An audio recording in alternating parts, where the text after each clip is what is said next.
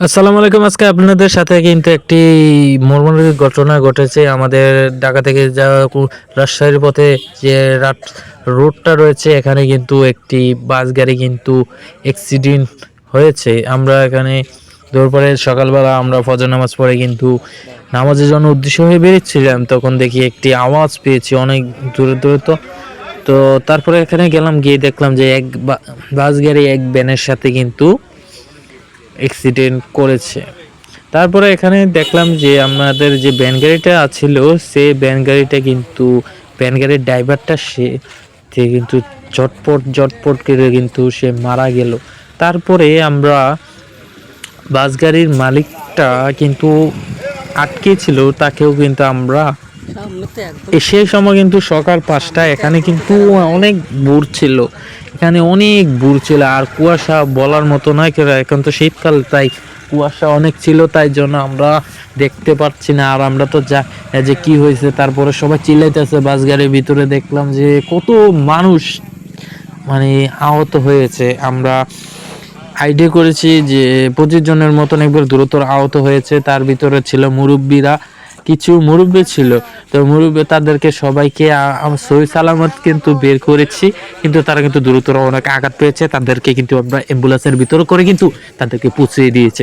তারপরে এখানে দেখলাম দূর দূরান্ত থেকে আস্তে আস্তে মানুষ আসছিল। তখন এত সকালবেলা কিন্তু মানুষজন ছিল না, সকালবেলা কিন্তু মানুষজন একবারে কম ছিল। সে সময় কিন্তু আমরা এখানে চিৎকার করেছি, করার পরে অনেক দূর থেকে কিন্তু মানুষ আছে শাবল নিয়ে। তারপরে এইগুলা দিয়ে কিন্তু ড্রাইভারকে বের করেছি। তারপরে এখানে আমরা দেখলাম এখানে যে ড্রাইভার ভাইটা ছিল, সেই ড্রাইভার ভাই বলতেছে, মানে বাসের যে ড্রাইভার ভাইটা ছিল সে কিন্তু বলতেছে যে এখানে নাকি বলে তার সামনে বলে একটি গাড়ি ছিল, সেটাকে বাঁচাতে গিয়ে নাকি সে একটি করতে গেছে, মানে সে মানে তার মেন্টালিটি, তার মাথায় কি ব্রেনে কিন্তু কাজ করে নাই। তারপরে সে কিন্তু গাছের সাথে কিন্তু করতে গিয়ে তখন দেখে সামনে কুয়াশার মাঝখান দিয়ে, মানে কুয়াশার দিক দিয়ে কিন্তু সে ভ্যান চালক বাইটা কিন্তু এসেছিল।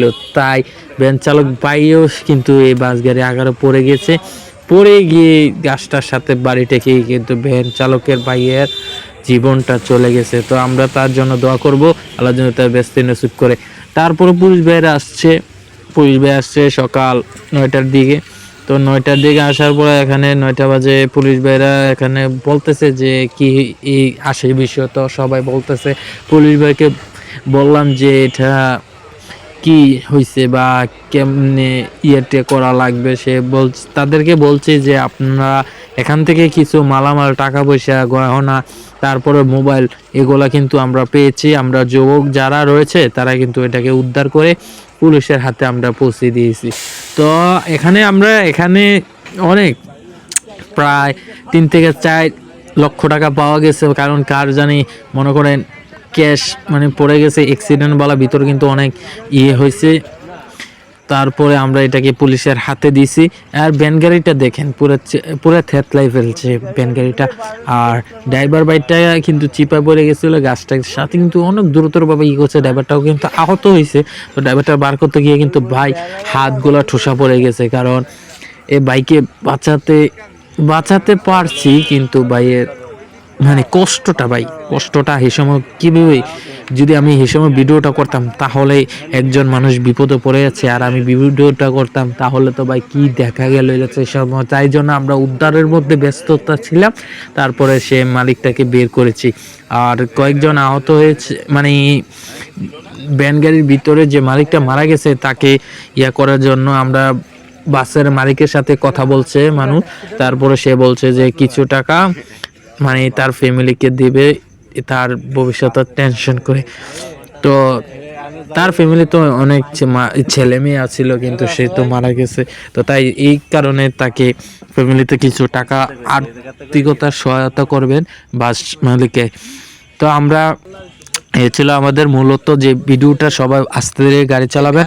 এখন বাংলাদেশে খুব দ্রুত গাড়ি অ্যাক্সিডেন্ট হচ্ছে। তো চ্যানেলটাকে সাবস্ক্রাইব করে পাশে থাকবেন। আল্লাহ হাফেজ।